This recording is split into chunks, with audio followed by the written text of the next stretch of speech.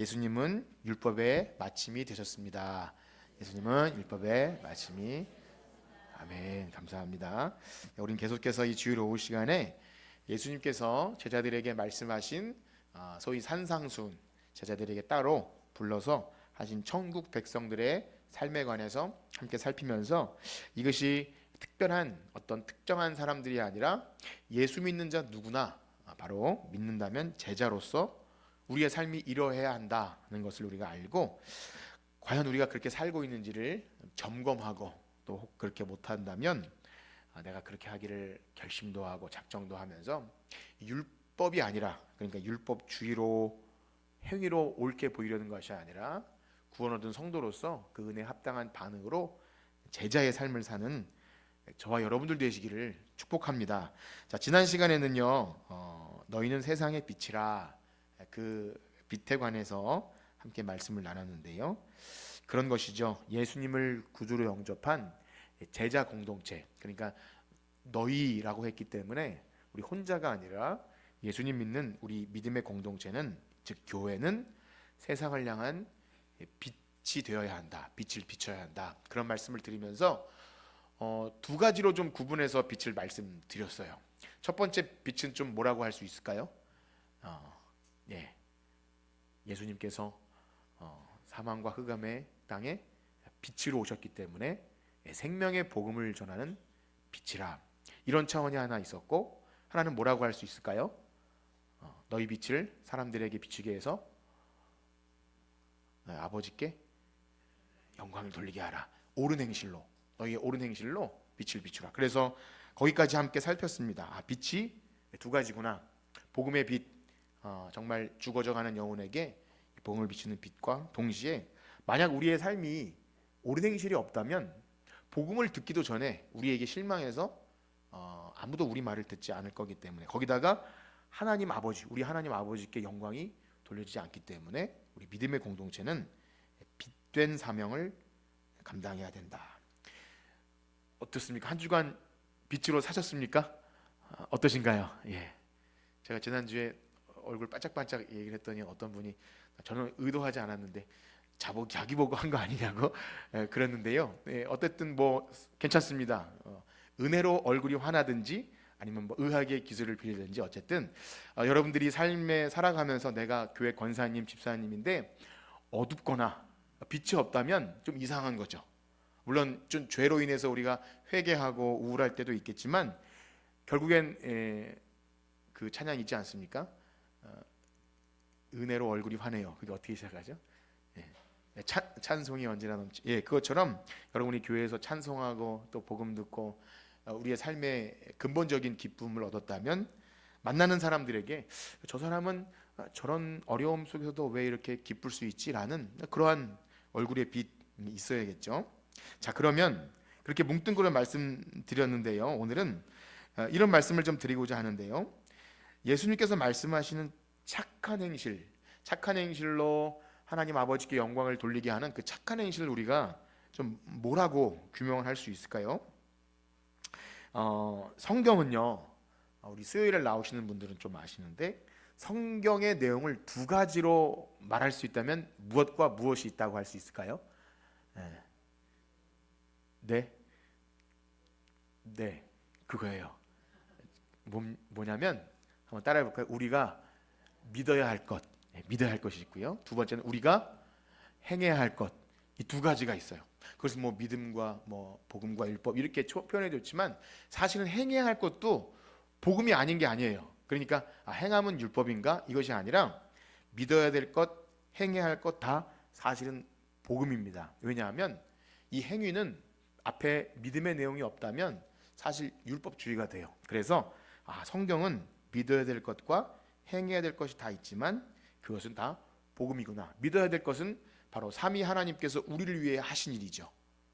우리가 한 것이 아무것도 없어요. 하나님께서 그리스도 안에서 우리를 위해 행하신 그 일, 표적을 보고 하나님의 아들을 믿고 우린 영생을 얻습니다. 그러면 그에 합당한 반응으로 행해야 될 일을 성경은 우리에게 말씀하십니다. 그러면 또 한 가지 이렇게 묻고 싶어요. 성경에서 우리 성도들이 행해야 될 가장 기본적인 규칙으로 말하는 것은 무엇입니까? 행해야 할 가장 기초 10가지 십계명입니다. 율법을 말하는 거예요. 율법.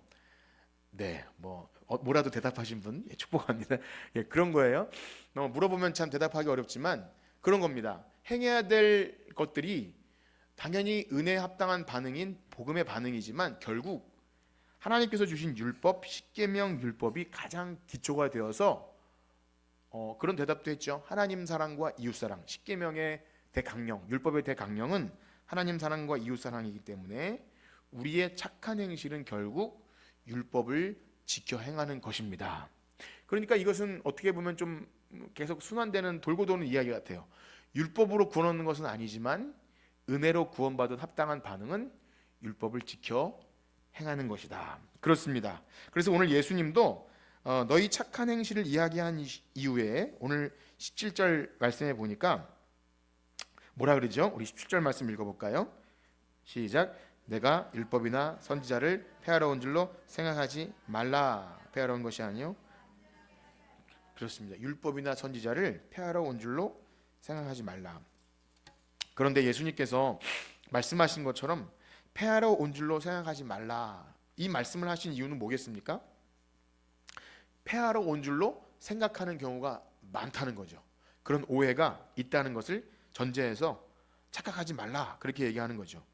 그래서 이런 겁니다. 우리가 이제 그러면 믿음으로 구원 얻었으니까 우리 개혁교회 중요한 오직 믿음, 오직 은혜와 믿음으로 구원 받았으니까 이제 율법은 행위로 구원받는 것은 아니니까 율법은 필요 없는 것이구나라는 생각을 하게 된다는 거예요. 그때나 지금이나 초대교회나 지금이나 이것은 계속 계속 나오는 꼭 이단이라고 안 해도 우리 안에 여전히 있는. 그래서 이것을 좀 어려운 말로 율법 폐기론자라는 말이 있는데요. 정말 예수님을 믿어요. 은혜로 구원 받았는데 이상하게 이제 율법은 필요 없는 것처럼 그렇게 막 살아도 되는 것처럼 얘기하기도 합니다.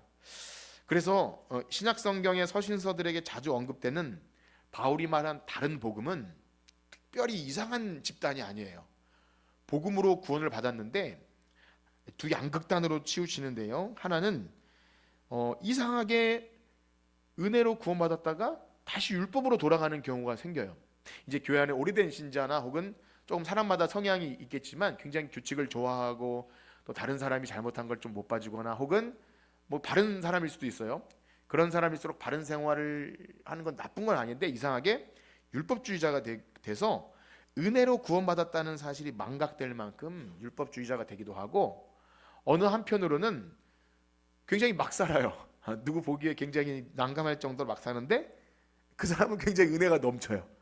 막 술도 마시고 좀 방탕한 삶을 살다가도 가장 은혜 받은 것처럼 기도해서 난감하게 만드는 사람도 있잖아요. 우리 말씀 나눔할 때 공부할 때 우리 집사님들이 그런 얘기를 해요. 친구 중에 혼자 은혜는 다 받는 친구인데 별로 사는 삶은 신자답지 않은 그런 얘기를 할 때 시험에 드는 거죠.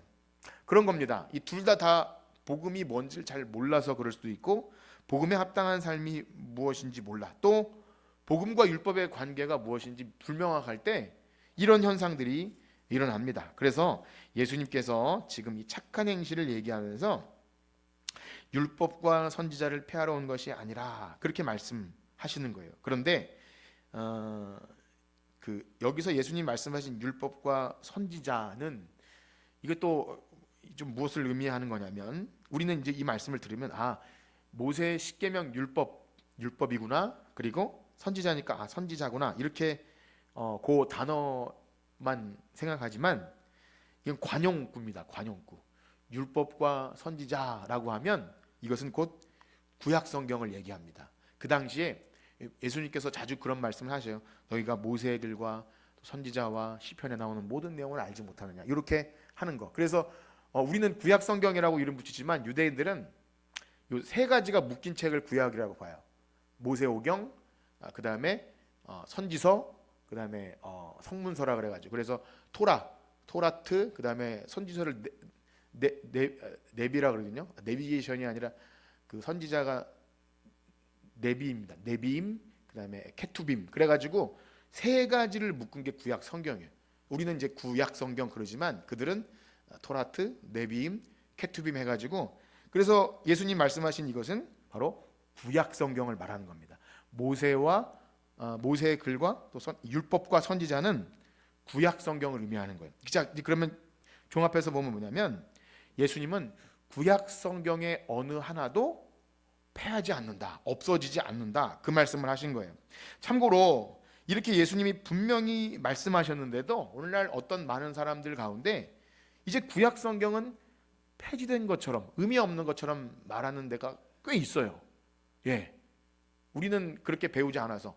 우리 웨스트민스터 신도교만 해도 신구약 성경 66권 말씀은 하나님의 말씀으로 우리가 믿고, 이렇게 시작하거든요. 신구약 66권, 구약과 신약. 그러나 이것을 믿지 않는 사람들이 꽤 있습니다. 우리는 그런 사람 잘 보지 못해서 그런데, 아니 이런 거를 신앙 고백을 인정해도 실천적으로는 구약을 그렇게 좀 잘 의미 있게 두질 않아요. 옛날 이야기처럼, 신화처럼 그렇게 보기도 해요. 어떻게 잘못 배울 수도 있고 본인의 성향일 수도 있는데 그런 게 꽤 있습니다. 그래서 우리는 생각해야 합니다. 이 구약 성경의 말씀은 여전히 우리에게 유효하고 우리 구원받는 데 있어서 꼭 필요한 말씀임을 여러분들 믿으시나요? 네, 그걸 확실히 하셔야 됩니다. 그냥 말뿐이 아니라 구약 성경을 알아야 사실 예수 그리스도가 어떻게 우리의 구원이 되었는지 그 원리가 담겨 있어요. 그래서 이 다음 구절에 가보면 예수님은 천지가 없어지기 전에는 율법의 1.1획도 결코 없어지지 아니하리라. 이것은 구약 성경이 하나도 없어지지 않는다, 이런 말씀입니다. 우리 18절 말씀 한번 같이 읽어보겠습니다. 5장 18절 시작. 진실로 너희에게 이르노니 천지가 없어지기 전에는 율법의 1.1획도 결코 없어지지 아니하고 다 이루리라. 아멘. 그렇습니다. 그래서 우리 정리해보면, 만약 어떤 사람이 구약 성경을 아예 의미 없다고 하거나, 큰 문제고요. 반대로 오늘 신약 성도들, 또 개혁 교회 안에서도요, 구약의 율법을 문자로 지키는 곳이 또 있어요. 참 신기해요. 대표적으로 뭐 제7일 안식일이나 여호와의 증이나 이런 데 보면 수혈 안 하고 고기 안 먹고 이런 식으로, 또 안식일도 7일로 지켜야 뭔가 되는 식으로 그렇게 말하면서 그리스도 안에서 성취된 것을 잘 인정을 안 하든지 아니면 똥고집을 부리는지 모르겠지만, 이 성경의 내용이 예수님께서 아무리 이제 없어지지 않지만 내가 그것을 이제 완성했다, 이 의미를 잘 받아들이지 못하는 것 같아요. 그러나 예수님의 모든 삶은 이 율법의 선지자, 또 율법과 선지자 구약 성경을 완성하러 오셨다는 것을 이 마태복음 자체가 굉장히 많이 드러내요. 특별히 마태복음은 예수님의 모든 삶에 이 선지자의 글을 이루려 하심이라. 굉장히 많은데 우리 몇 구절만 한번 참고로 읽어보면, 먼저 예수님의 수태고지부터 그렇습니다. 마태복음 1장 22절 23절 한번 읽어볼까요? 마태복음 1장 22절 23절 시작. 이 모든 일이 된 것은 주께서 선지자로 하신 말씀을 이루려 하심이니 이르시되 보라, 처녀가 잉태하여 아들을 낳을 것이요 그의 이름을 임마누엘이라 하리라 하셨으니, 이를 번역한즉 하나님이 우리와 함께 계시다 함이라. 아멘.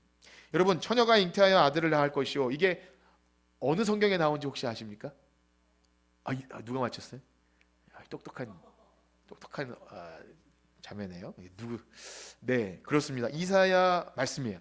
사실은 이사야 본문에는요, 이게 예수님의 탄생 예고인지 잘 몰라요. 맥락상 잘 몰라요. 그런데 선지자의 글 속에서 처녀가 잉태하여 아들을 낳을 것이요, 왜냐하면 이게 성취된 거예요. 천사가 지금 말을 하는 거는요, 그렇구나, 그때는 몰랐는데 예수님의 탄생도 이렇게 구체적으로 말씀해 주셨구나. 우리 참고로 2장 15절도 한번 읽어볼까요? 마태복음 2장 15절 시작. 헤롯이 죽기까지 거기 있었으니 주께서 선지자를 통하여 말씀하신 바 애굽으로부터 내 아들을 불렀다 함을 이루려 하심이라. 아멘. 혹시 이 말씀을 선지서 어디에 성취인 줄 아세요? 이사야 아닙니다. 네, 따라했는데 틀렸네요. 네, 이 말씀은 호세아입니다. 호세아서에 보면 물론 그때도요, 이 애굽으로부터 내 아들을 불렀다, 이게 예수님 이야기인지 잘 몰라요. 그런데 그런 식으로 성취가 되는 거죠. 한 가지만 더 해볼까요? 이번에는 맞출 수밖에 없겠네요. 마태복음 2장 17절에서 18절 말씀 읽어봅시다. 2장 17절 18절 시작. 이에 선지자 예레미야를 통하여 말씀하신 바 라마에서 슬퍼하며 크게 통곡하는 소리가 들리니 라헬이 그 자식을 위하여 애곡하는 것이라. 그가 자식이 없으므로 위로받기를 거절하였도다 함이 이루어졌느니라. 아멘. 이거는 선지서 어딜까요? 어떻게 잘 맞추셨습니까? 나오죠. 17절에. 그래서 예레미야 31장 5절의 말씀을 인용한 건데요. 역시 이 말씀도 굉장히 해석이 나네요. 라헬이 왜 자식을 낳다 죽지 않습니까? 그것과 연결해서 라마에서 슬퍼 통곡하는 소리. 그때 예수님 태어나던 시대에 2살 아래 모든 아기들이 죽지 않았습니까? 그거 관련해서 그게 성취되었다. 그런 내용인 겁니다. 마태복음엔 이런 내용이 꽉 차 있어요. 일부러 마태는 예수님이 모세와 선지자의 글을 완성하러 오셨음을 강조하기 위해서 구석구석 이런 말씀을 많이 넣는데요. 굉장히 많은데 한 구절만 더 한번 해볼까요? 마태복음 21장 4절과 5절 말씀인데요. 한번 같이 읽어보겠습니다. 마태복음 21장 4절 5절 시작. 이는 선지자를 통하여 하신 말씀을 이루려 하심이라. 일러스되 시온 딸에게 이르기를 내 왕이 내게 임하나니 그는 겸손하여 나귀 곧 멍에 매는 짐승의 새끼를 탓도다 하라 하였느니라. 아멘. 혹시 이건 어느 성경인지 혹시 아십니까? 네, 이사야 아닙니다. 네. 네. 네. 여러분 성경에 보면 이렇게 각주 쳐져 있을걸요? 네. 스가랴요. 스가랴. 이 정도만 아셔도 주일학교 주일학교에서 안 배우나요? 어쨌든 그런 거예요. 그때 예수님께서 나귀 타고 예루살렘에 입성하는 그때 이 말씀이 성취된 거예요. 겸손하여 나귀 곧 멍에 매는 짐승의 새끼를 탓도다. 스가랴 9장 9절 하기 전에 이제 신대원 입학 준비할 때 이런 걸 외우고 그랬는데요. 그때는 그냥 기계적으로 외우지만 예수님의 모든 삶은 모세 율법과 선지자의 글을 이루심이구나. 그래서 이 예수님께서 잡혀가시는 것을 칼로 왜 베드로가 칼을 휘두르면서 맞고 그러지 않습니까? 그때 베드로를 향해서 예수님이 이런 말씀을 하셔요. 마태복음 26장 54절에서 56절까지 한번 읽어봅시다. 마태복음 26장 54에서 56 시작. 내가 만일 그렇게 하면 이런 일이 있으리라 한 성경이 어떻게 이루어지겠느냐 하시더라. 그때 예수께서 무리에게 말씀하시되 너희가 강도를 잡는 것 같이 칼과 뭉치를 내가 날마다 성전에 앉아 가르쳤으되 너희가 나를 잡지 아니하였도다. 그러나 이렇게 된 것은 다 선지자의 글을 이루려 함이니라 하시더라. 이에 제자들이 다 예수를 버리고 도망하니라. 아멘. 역시 예수님은 고난받는 종으로 오시잖아요. 이 이사야부터 시작해서 이번에 물어볼 거 그랬는데 이사야부터 시작해서 시편이나 고난받는 종에 관한 내용이 너무 많아요.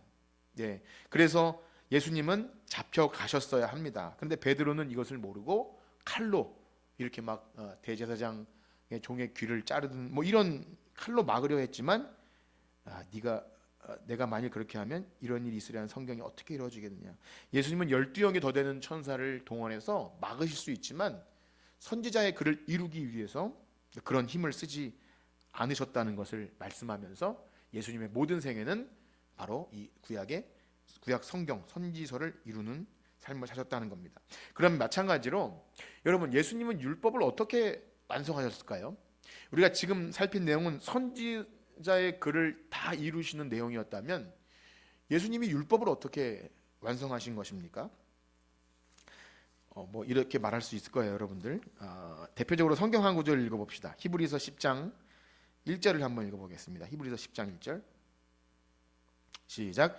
율법은 장차올 좋은 일의 그림자일 뿐이요 참영상이 아니므로 해마다 늘 드리는 같은 제사로는 나오는 자들을 언제나 온전하게 할 수 없느니라. 아멘.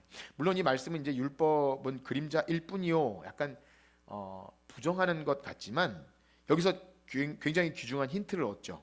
여기 장차 올 좋은 일은 뭘까요? 그러니까 장차 올 좋은 일 예수님이죠. 예수님. 쉬운 대답을 예수님이 오실 일의 그림자 역할을 한 거예요. 실체는 아닌 그림자. 그래서 율법은요 모든 율법 안에 아주 뭐 모든 게 1대1로 매칭되는 건 아니지만 율법의 내용, 율법 중에서 제사법 혹은 절기 그 내용을 잘 보면 예수님이 그 안에 다 들어있다는 것을 발견합니다. 제가 전에 이제 출애굽기나 레위기, 성막이나 제사법 말씀드릴 때 그 안에 숨겨 있는 앞으로 오실 실체이죠. 그림자, 여기가 그림자였다면 실체로 오실 예수님 말씀을 드렸는데, 참고로 유대인들에게 있어서 가장 큰 명절 유월절 사건은 대표적입니다. 유월절 하면 그러니까 잘 알죠. 이제 이스라엘 백성이 출애굽할 때 10가지 재앙 중에 마지막 재앙, 장자를 치는 재앙, 그 재앙이 있을 때 그 재앙을 피해가려면 무엇을 시킵니까? 예, 양을 잡아서 그 피를 문설주와 임방에 바르면 그 집은 넘어간다. 유월, 패스 오버, 넘어간다는 뜻이에요. 그래서 그 유월절을 지킬 때 어린 양이 죽었어요. 그래서 유월절 기념할 때 양고기를 먹고 쓴나물을 먹고 뭐 이런, 그들은 이 절기를 지키는데 그게 뭘 의미하는지 그들이 혹 모르더라도 신약은 이걸 어떻게 해석해 주냐면, 우리 고린도전서 5장 7절의 말씀을 한번 같이 읽어보겠습니다. 고린도전서 5장 7절 시작. 너희는 누룩 없는 자인데 새 덩어리가 되기 위하여 묵은 누룩을 내버리라. 우리의 유월절 양 곧 그리스도께서 희생되셨느니라. 아멘. 그 유월절 양이 무엇을 예표합니까? 예수 그리스도예요. 그래서 이런 방식으로 하나님께서 구약 백성들에게 보이신 어떤 율법, 절기, 예를 들면 뭐 도피성 혹은 뭐 이렇게 그 많은 내용들이 있어요.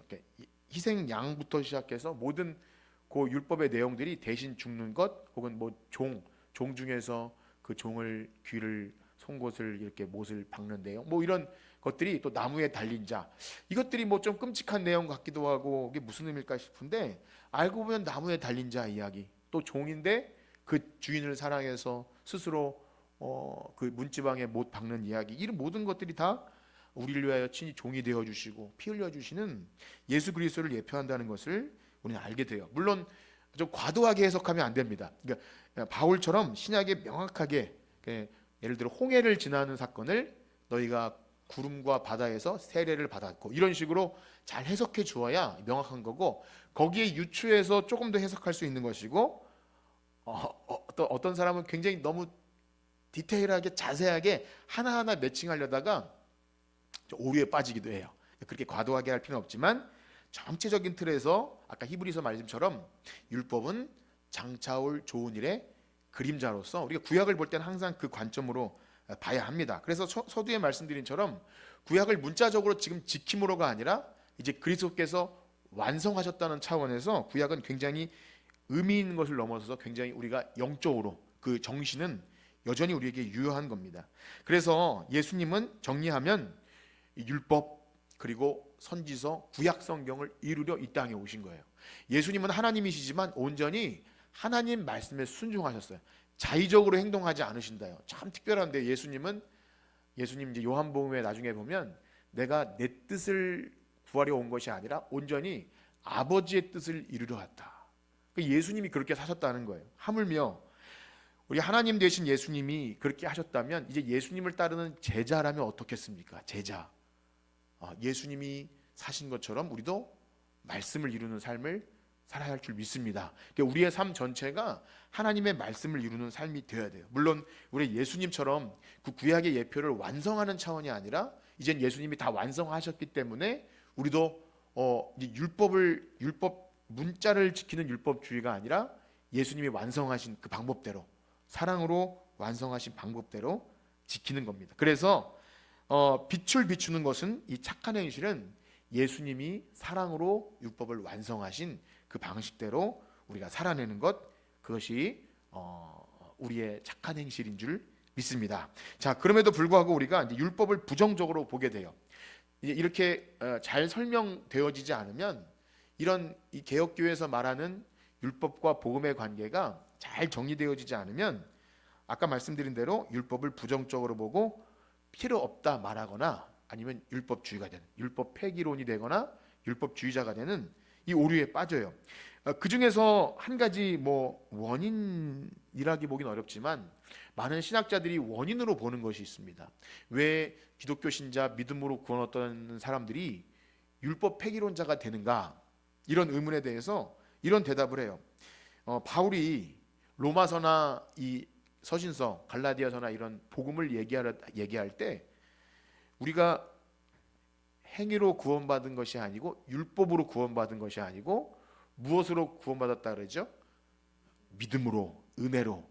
이것을 강조하다 보니까 혹 율법이 필요 없게 여긴 것 아닌가 이런 오해를 하게 되죠. 바울은 전혀 그런 의미가 아닌데도 그래서 요즘에 이제 여러분들이 꼭 아실 필요는 없는데 아주 최근 그 뭐 신학은 아닌데 좀 새 관점이라는 게 있어요. 그러니까 바울이 말한 것을 우리가 오해하면 안 된다.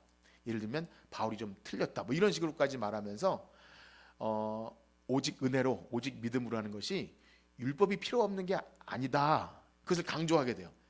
제가 이 말씀을 드린 건 헷갈리게 하기에 말씀드린 게 아니라 그런 차원의 율법이 필요한 것이 아니라 지금 제가 말씀드리는 것으로 예수님이 완성하신 그 방법대로 율법에 순종하는 거예요. 이따 나중에 결론적으로 말씀드리겠지만 구원 얻은 성도로서 은혜에 합당한 반응으로 율법이 필요한 거지 율법도 지켜야 의로워지는 게 아니라는 거예요. 근데 제가 아까 말씀드린 그 새 관점과 관련된 사람들은 약간 그런 식으로 얘기합니다. 그래서 혹시나 어디서 들으시게 된다면 그건 좀 문제가 있구나 그렇게 생각하시면 됩니다. 참고로만 알아두시고 자 그러면 무엇보다 우리가 율법을 행함으로써가 아니라 믿음으로 구원받는다고 했을 때 우리가 바울이 그렇게 말하는 것이 오해라고 하지만 실제로 로마서에 보면 바울도 그렇게 말하지 않아요. 우리 로마서 10장 4절을 한번 읽어보겠습니다. 로마서 10장 4절 시작. 그리스도는 모든 믿는 자에게 의를 이루기 위하여 율법의 마침이 되시니라. 아멘. 뭐 지금 로마서 앞뒤를 설명하긴 그렇지만 이 유대인들은요 힘써 자기 의를 이루려고 하나님의 의를 약간 좀 행하지 않았다, 멸시하는 이런 차원에 있어요. 하나님의 의라는 것은 우리가 율법을 행하지 않아도 하나님이 이루신 예수 그리스도를 통해서 이루신 것이 우리가 의가 되는 게 이제 하나님의 의거든요. 로마서에서 말한 하나님의 의. 그런데 유대인들은 그렇게 반응하지 않고 자기네들이 율법을 힘써 지켜야 의로워질 것이다. 그것을 얘기할 때 바울은 아니다. 그리스도는 모든 믿는 자에게 의를 이루게 하여 율법의 마침이 되셨느니라. 그렇게 해요. 그래서 우리가 생각해야 됩니다. 예수님께서 십자가 위에서 다 이루셨다 할 때 무엇을 다 이루신 거예요? 네, 물론 우리의 구원을 다 이루신 건데 그 원리적인 그러니까 그 이루신 것의 내용을 들여다보면 사실은 십자가 위에서 율법의 요구를 다 이루신 거예요. 들어보셨나요? 예수님께서 다 이루신 것은 구약의 모든 율법의 요구예요.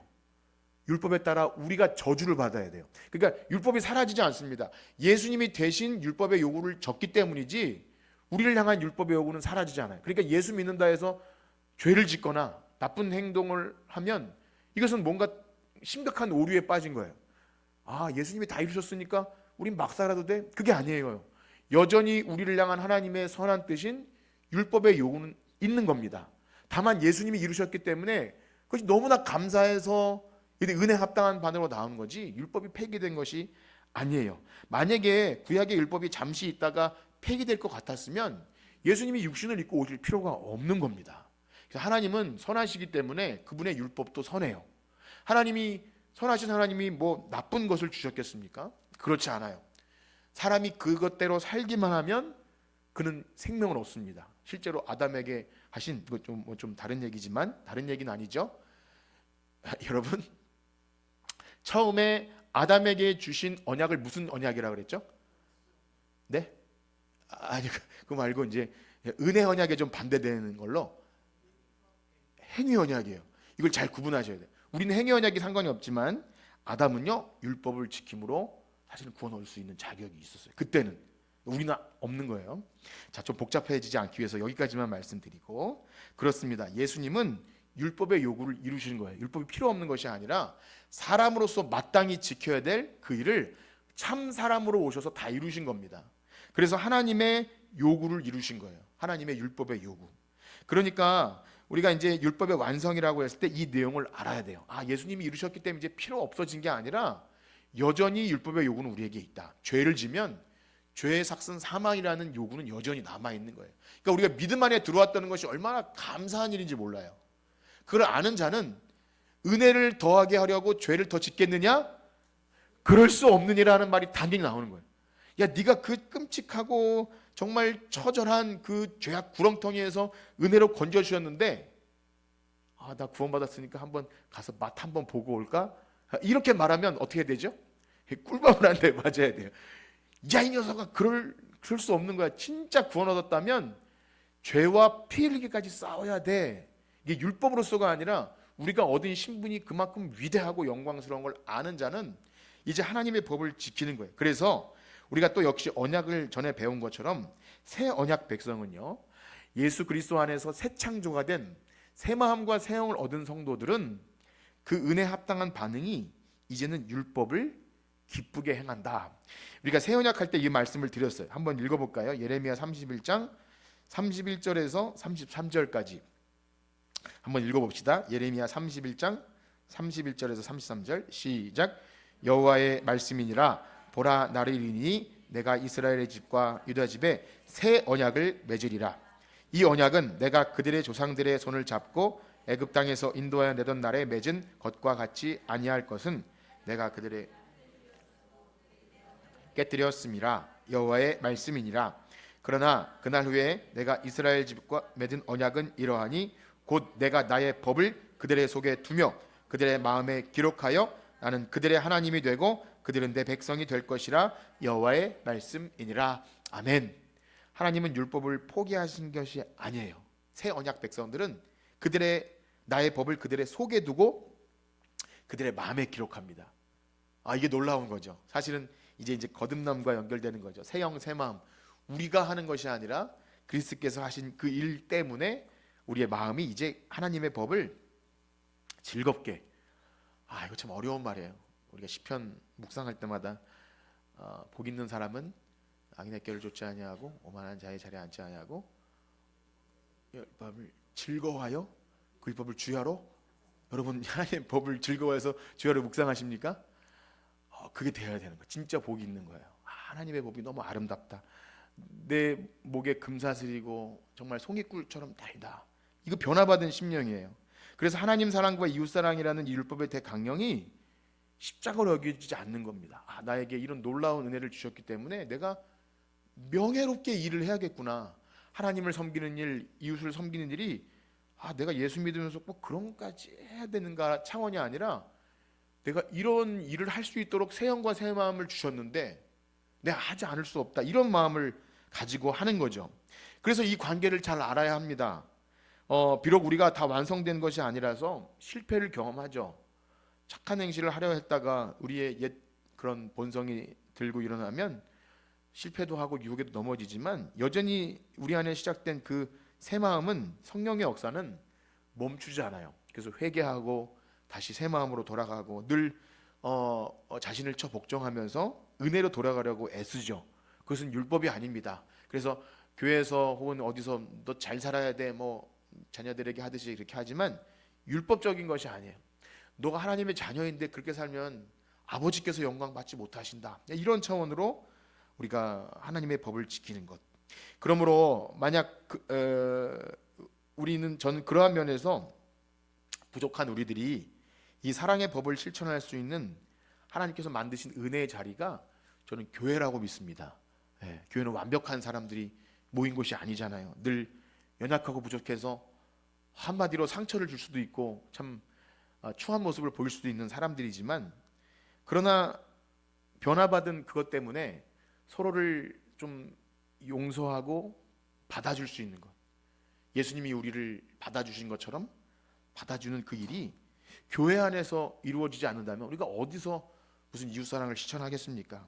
그래서 여러분, 나 혼자 열심히 신앙생활하는 종교인에 그쳐서는 안 됩니다. 예수님께서 이루신 사랑의 법을 우리가 완성하고 있는가?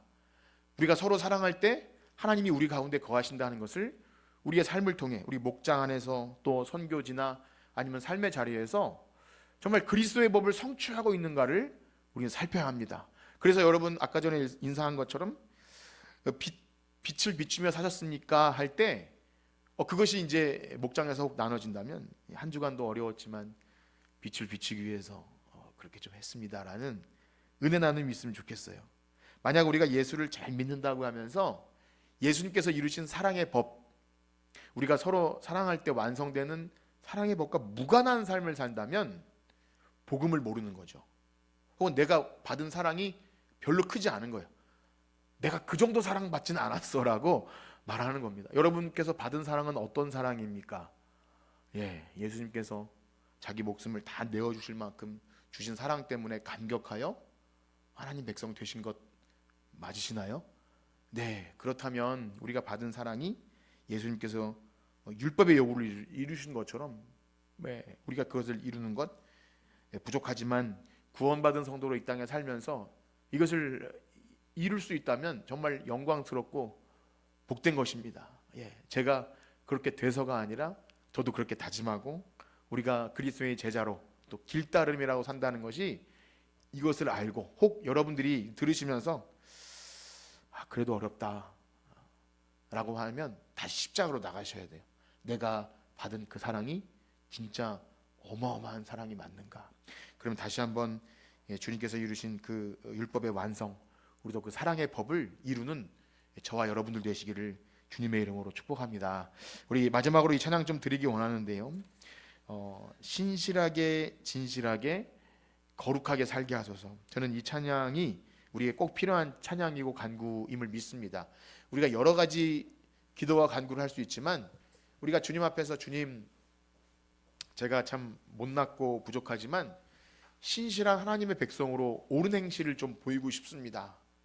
그래야 후렴에 가면 기도도 들어주시고 하나님과의 관계가 회복되어서 우리의 마음도 지켜주시는 거죠. 만약에 우리의 삶에 신실함이 없고 거룩함이 없다면 우리가 하나님께 나와서 기도하고 뭔가 요청할 때 좀 부끄러운 거예요. 많이. 하나님 자녀로서 은혜로 구원받았는데 이 시간 한번 그런 기도하는 마음으로 이 찬양을 드립시다. 신실하게 진실하게 거룩하게 살게 하소서. 우리 찬양하고 기도하겠습니다.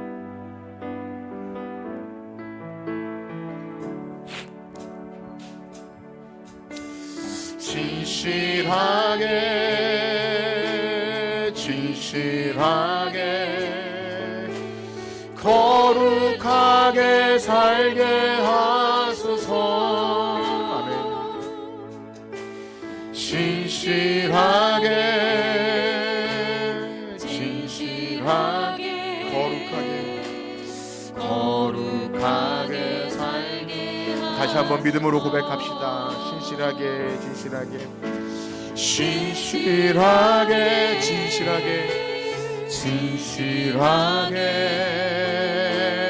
거룩하게 살게 하소서. 아멘.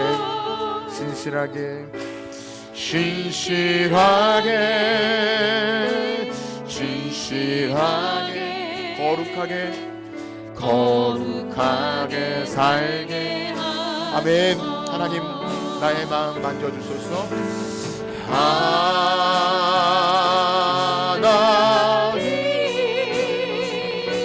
나의 마음 만져주소서. 아멘. 하나님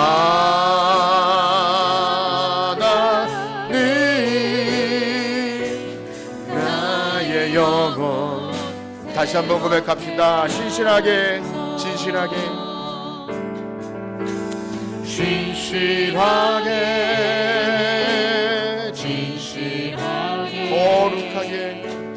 거룩하게 살게 하소서. 진실하게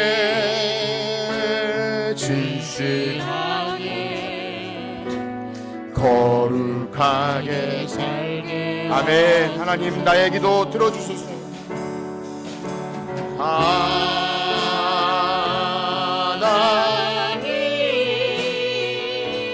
나의 기도 들어주소서.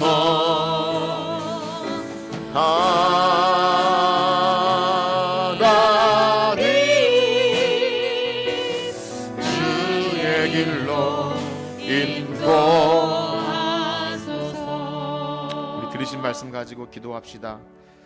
우리는 행위로 의롭다함을 받을 수 없습니다. 그러나 받은 은혜와 사랑이 너무 커서 그 은혜에 감격해서 하나님 신실하고 진실하고 거룩한 옳은 행실로 하나님께 영광 돌리고 싶습니다. 그런데 너무나 어렵습니다. 우리의 얼굴과 우리의 몸짓과 우리의 모든 소리가 덕이 되지 못할 때도 있고 다른 사람에게 이 복의 통로를 막게 할 때도 있습니다. 하나님, 그렇다고 정죄는 받지 않는다고 하지만 그럼에도 우리 마음은 늘 불편하고 괴롭습니다. 하나님, 이 시간 기도합니다. 신실하고 진실하고 거룩하게 하시는 이 요청과 기도가 하나님 앞에 상달되어 우리의 삶에 하나님께 드려지는 삶의 예배, 하나님이 기뻐하시는 거룩한 산제사 되게 하여 주시옵소서. 우리 다 같이 믿음으로 간구하겠습니다. 하나님 아버지, 감사합니다. 우리가 말씀을 듣고 또한 어떻게 살아야 되는지 머리는 알지만 실제 우리의 삶에 거룩하고 신실한 삶 살아내기가 너무나 어렵습니다. 그래서 기도합니다. 성령님, 우리 안에 거하셔서 은혜에 합당한 반응으로 주님의 거룩한 삶 살기 원합니다. 하나님 사랑과 이웃 사랑이 억지로 위선적으로 되는 것이 아니라 실제 감사의 반응으로 나오게 하여 주시옵소서. 이것이 얼마나 명예롭고 귀한 삶입니까? 하나님, 우리가 이 삶을 살아내지 못할 때 하나님이 영광 받으시기 어렵습니다. 많은 사람들이 복음으로 돌아오기가 어렵습니다. 그래서 하나님 간구합니다. 기도합니다. 신실하게 진실하게 거룩하게 살게 하여 주시옵소서. 우리의 기도와 간구가 여러 가지 할 것이 많이 있다 할지라도 먼저 주님 앞에 거룩한 삶을 포기할 수가 없습니다. 하나님의 자녀의 복된 삶을 포기할 수가 없습니다. 하나님, 이제 우리의 죄와 사망과 상관이 없고 하나님의 거룩한 율법을 지켜 행할 수 있는 새 영과 새 마음을 주셨습니다. 우리가 이 법을 지켜 행할 수 있도록 우리의 마음과 생각을 지켜주시옵소서. 우리의 마음을 새롭게 하여 주시옵소서. 하나님께서 주시는 새 영과 새 마음으로 하나님 거룩한 성령의 법을, 하나님 그리스도께서 이루신 사랑의 법을 이루게 하여 주시옵소서. 하나님께서 이루신 사랑의 법, 율법의 완성이 되신 예수 그리스도 주님을 닮아서 주님께서 이루신 거룩한 율법을 우리도 이뤄나갈 때 하나님 율법의 요구, 예수님께서 이루신 율법의 요구를 우리도 이루며 살게 하여 주시옵소서. 율법은 폐하여지지 않습니다. 율법은 폐하여지지 않습니다. 주님, 우리 안에 거하시는 성령님께서 날마다 주께서 원하시는 대로 성령의 인도 따라서 올바른 삶 살게 하여 주시옵소서. 아멘. 이제는 우리 주 예수 그리스도의 은혜와 하나님 아버지의 무한하신 사랑하심과 성령님의 감화 감동 위로 교통하심이 오늘 너무나 부족하고 연약하지만 예수님이 이루신 그 율법의 완성, 사랑의 법을 우리도 실천하며 살기를 원하는 성천교회 성도들 머리 위에 이제로부터 영원토록 함께 있을지어다. 아멘.